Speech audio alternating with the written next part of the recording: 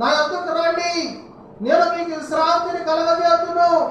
దేవుడు మాట్లాడుతూ ఉన్నాడు. దేవుడు నిన్ను నన్ను పిలుస్తూ ఉన్నాడు. ప్రియా దేవుడు విన్నారా, దేవుడు నిన్ను నన్ను పిలుస్తూ ఉన్నాడు. కానీ మనం ఎంతవరకు దేవుని యొద్దకు రావడానికి సంసిద్ధులమై ఉన్నాం? దేవుని మాట వినగలుగుతూ ఉన్నావా?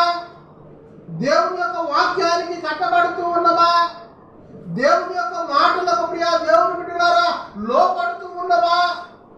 దేవుని మాటకు లోపడలేకపోతే, వాక్యానికి కట్టబడలేకపోతే, వాక్యానికి విధేయులమై ప్రియా దేవుని బిడ్డలారా ప్రభు పక్షమున మనం నిలవలేకపోతే, రాకడ దినమందు ప్రియా దేవుని బిడ్డలారా మనం అందరం ఏమైపోదుము? ఆమేన్, హల్లెలూయా, హల్లెలూయా. రాకడ దినమందు ప్రియా దేవుని బిడ్డలారా నీ ఆత్మకు ఎవరు ఉత్తరవాది? ఎవరు ప్రియా దేవుని బిడ్డలారా నిత్య రాజ్యములకు చేర్చబడటానికి ఎవరు సమసిద్ధులమై ఉండమని వాక్యము నిన్ను నన్ను ప్రశ్నిస్తూ ఉన్నది. దొరికిందా వాక్యము? సమస్త భారం మోస్తున్నటువంటి, ప్రయాసపడి భారము మోస్తున్నటువంటి సమస్త జనులారా నా యొద్దకు రండి, నేను మీకు విశ్రాంతిని కలగజేతును. నేను సాత్వికుడను, దేన మనసు గలవాడును గనుక నీ మీద నా కాడి ఎత్తుకొని నా యొద్ద నుండి నేర్చుకోమని చెప్పాను. చాలు పిల్లలు దేవుని బిడ్డారా. ఆమేన్, హల్లెలూయా. ఏమంటూ ఉన్నాడు దేవుడు? సమస్త భారమును మోస్తున్నటువంటి జనులారా నా యొద్దకు రండి, నేను మీకు విశ్రాంతిని కలగజేస్తున్నాను. దేవుడు మాట్లాడుతూ ఉంటే ప్రియులైనటువంటి దేవుని బిడ్డలారా దేవుని యొద్దకి మనం రాలేకపోతూ ఉన్నాం. చూడండి, ఈ లోకంలో ప్రియ దేవుని బిడ్డలారా ప్రతి మనుషుడు చెప్తూ ఉన్నటువంటి సాకులు ఏంటంటే, అయ్యా దేవుని మందిరానికి రండి, ప్రార్థనకు రండి, రక్షణ పొందండి, ప్రభు మార్గంలో నిలవండి, ప్రభు నీతో మాట్లాడుతుడు, దేవుడు నా కుమారుడు నీ పాపాలు క్షమించాలని దేవుడు మాట్లాడుతుడు, ఇదిగో నీ పాపములు క్షమించబడుతూ ఉన్నాయి, ఇదిగో దేవుడే నీతో మాట్లాడుతూ ఉంటాడని ఒక సాక్ష్యం ఇస్తూ ఉన్నటువంటి సమయంలో ప్రియులైనటువంటి దేవుని బిడ్డలారా చూడండి, మనుషుల పైన మనం మాట్లాడుతూ ఉంటాం కదా, ఎన్నో పనులు అండి. ఇదిగో నాకు ఇల్లు ఉంది, ఇల్లు కట్టుకుంటూ ఉన్నారు, భూములు ఉన్నాయి, భూములు తయారు చేసుకుంటూ ఉన్నారు, పొలం ఉంది, పొలాన్ని తయారు చేసుకుంటూ ఉన్నారు, సమస్త పనులు నాకు ఎన్నో పనులు ఉన్నాయండి. నా తల్లి పని, నా తండ్రి పని, నా అన్న పని, నా తమ్ముడు పని, సమస్త పనులు నాకు ఎన్నో ఉన్నాయని చెప్పేస్తారని అంటూ ఉన్నప్పుడు దేవుడు అంటూ ఉన్నాడు, సమస్త భారము మోస్తున్నటువంటి ప్రజలారా మీరు నా యొద్దకు రండి, నేను మీకు విశ్రాంతిని కలగజేయుదును. మీకు ఎన్ని భారాలున్నా, ఎన్ని శ్రమలున్నా, ఎన్ని ఇరుకులున్నా, ఎన్ని అవమానాలున్నా, ఎన్ని నిందలున్నా, సమస్తమును ప్రియ దేవుని బిడ్డలారా నీ భారమును మోయేవాడు దేవుడు. ఆమేన్, హల్లెలూయా, హల్లెలూయా.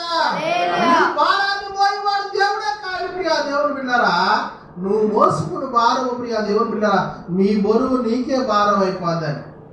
చూడండి ప్రియ దేవుని బిడ్డలారా, మనం మినిమం ఒక 2 కిలోమీటర్లు నడిచిపోవాలి అనుకోండి. ఈ 2 కిలోమీటర్లు నడిచిపోయినప్పుడు ప్రియ దేవుని బిడ్డలారా ఒక 3 లీటర్ల నీళ్ళ బాటిల్ మోసుకొని పోండి. 2 కిలోమీటర్లకు 3 లీటర్ల నీళ్ళ బాటిల్ ఇలా చేతితో పట్టుకొని నడుచుకుంటూ వెళ్ళండి, ఎంత భారం ఉంటుంది? ఒక 3 లీటర్ల ప్రియ దేవుని బిడ్డలారా మనుషుడు భారం అనుకుంటే, నీ బ్రతుకు దినమంతా నువ్వు చేస్తున్నటువంటి తిరుగుబాటుని దేవుడు మోస్తూ ఉన్నాడు, నీ భారాన్ని మోస్తూ ఉన్నాడు.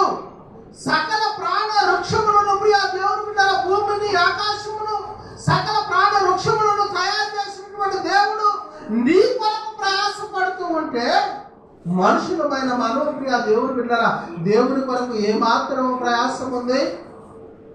ఏమాత్రం ప్రయాసం ఉందండి? దేవుని మందిరానికి రావాలంటే రాలేము, దేవుని మందిరంలో కూర్చోవాలంటే కూర్చోలేము, దేవుని మందిరంలో ప్రియ దేవుని బిడ్డలారా కన్నీరు ఇడవాలంటే ఇడవలేము. నీ పాప దోషముల కొరకు, నీ మోసాల కొరకు, నీ అక్రమాల కొరకు, నీ అన్యాయ జీవితమును విడిచిపెట్టడం కొరకు ప్రభు యొద్దకు రామనంటే ప్రియ దేవుని బిడ్డలారా మనం అంటూ ఉంటాం కదా, ఈ యొక్క మోసాన్ని ఇడవలేమండి, పాపాన్ని ఇడవలేమండి, అక్రమాన్ని ఇడవలేమండి, అన్యాయాన్ని దమాన్ని వినలేవండి, ఈ లోకపు పోకడలో నేను జీవిస్తానని చెప్పేస్తానని మనుషుల మీద మనం ప్రయాసపడుతూ ఉన్నామే. ఆ ప్రయాసం ఆ దేవుని బిడ్డ నిన్ను నిత్యరాజ్యంలోకి చేర్చిందా? నీ శరీరకమైనటువంటి ప్రేమ నిన్ను నిత్యరాజ్యంలోకి చేర్చిందా? శరీరానుసారమైనటువంటి జీవితాన్ని జీవిస్తారే కానీ ఆత్మానుసారులు ఆత్మ మీద మనసు చెందరు అని మాట్లాడుతూ ఉన్నది వాక్యము. ఆమేన్. హల్లెలూయా, హల్లెలూయా. మత్తయి సువార్త 13వ అధ్యాయంలో ప్రియ దేవుని బిడ్డలారా, దేవుడు మాట్లాడుతూ ఉన్నాడు. ద్రాక్ష తీగలో ఉంటేనే ఫలించును కానీ ప్రియ దేవుని బిడ్డలారా లేని ఎడల ఫలించదు అని వాక్యము సెలవిస్తూ ఉన్నది. ఆ మాటను చదవండి. మత్తయి సువార్త 13వ అధ్యాయము 23వ వచనాన్ని ఒకసారి చదవండి ప్రియ దేవుని బిడ్డలారా. మంచి నేలను ఎత్తబడిన వాడు వాక్యము విని గ్రహించువాడు అటువారు సఫలులై ఒకడు 100 కాదు, ఒకడు 60 కాదు, ఒకడు 30 కాదు, ఫలించులని చెప్పారు. ఏమంటూ ఉన్నాడు దేవుడు?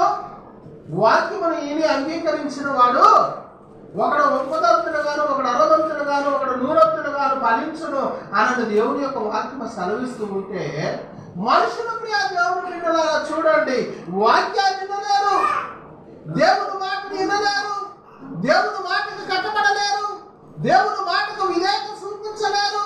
చూడండి ప్రియ దేవుని బిడ్డలారా, మనము కన్నా మన బిడ్డల ప్రియ దేవుని బిడ్డలారా మనకు విధేయత చూపించలేదు అనుకోండి, వింటున్నారా?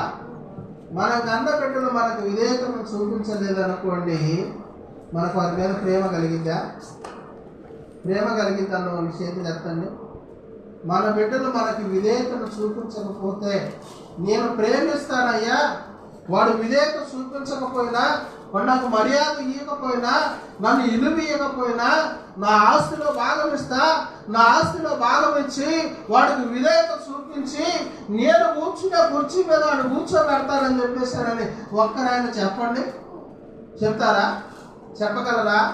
ఎందుకు వారంటే ప్రియ దేవుని బిడ్డలారా, తల్లిదండ్రులమైన మనము మట్టిలో కలిసిపోయే మనము, మట్టిలో కలిసినటువంటి మట్టి శరీరమైన మనమే ఈ రకమైనటువంటి అభిప్రాయాలు మనం కలిగి ఉంటే, సర్వశక్తిమంతుడైన దేవుడు ఆయన నిత్యరాజ్యమును మనకి ఇవ్వడానికి సమశితుడైనటువంటి దేవుడు, ప్రియ దేవుని బిడ్డలారా, నీ కొరకు నా కొరకు కన్నీరు కారుస్తూ ఉన్నటువంటి దేవుడు, రక్తమును పెట్టి ప్రాణమును పెట్టి ప్రాణ విమోచకును పెట్టి ప్రియ దేవుని బిడ్డలారా వాక్యము ప్రియ దేవుని బిడ్డలారా మన మధ్యలో ప్రకటించబడుతూ ఉన్నప్పుడు, వాక్యానికి ఖండితముగా ప్రియ దేవుని బిడ్డలారా లోపడలేకపోతే దేవుడు మనల్ని ఏం చేయాలి?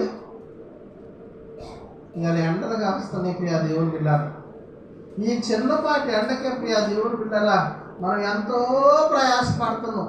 2 ఫ్యాన్లు అవి సుడిబడి తిరుగుతున్నాయి, 2 ఫ్యాన్లు తిరుగుతున్నాయి, రేకులు వేసును. ఈ ఎండకి ప్రియ దేవుని బిడ్డలారా ఎండలో లేవు, నీళ్ళలో ఉన్నాం. ఈ అగడగాలిక ప్రియ దేవుని బిడ్డలారా మనుషులు అంతా గడపడిపోతూ ఉన్నావు, ఎంతో ప్రయాసపడుతూ ఉన్నావు. రేపుడు దినమందు, తీర్పు దినమందు ప్రియ దేవుని బిడ్డలారా రాకడ దినమందు మనకు రాజ్యం లేదంటే మన పరిస్థితి ఏంది? అయ్యా నీకు రాజ్యం లేదు, నువ్వు పక్క పోరంటే మనం ఏ స్థానంలో ఉంటామో తెలుసా? ఏం కోరుకుంటూ ఉన్నావు? మందిరానికి రావడానికి ప్రయాసత లేకపోతే, మందిరంలో కూర్చోడానికి ప్రయాసత లేకపోతే, మందిరంలో కూర్చోడానికి ప్రియ దేవుని బిడ్డలారా మనం ప్రయాస పడలేకపోతే, ప్రియ దేవుని బిడ్డలారా మందిరంలో ఉండి దేవుని యొక్క వాక్యాన్ని నేర్చుకోలేకపోతే, మనము ప్రియ దేవుని బిడ్డలారా మన స్థానం ఏంది? సర్వశక్తిమంతుడైన దేవుడు మనతో మాట్లాడుతూ ఉండగా ప్రియ దేవుని బిడ్డలారా ఆ దేవుని యొక్క పక్షమున నువ్వు నిలవలేకపోతే ఎక్కడ నీ స్థానం? వాక్యాన్ని అంగీకరించలేకపోతే నీ స్థానం ఏంది?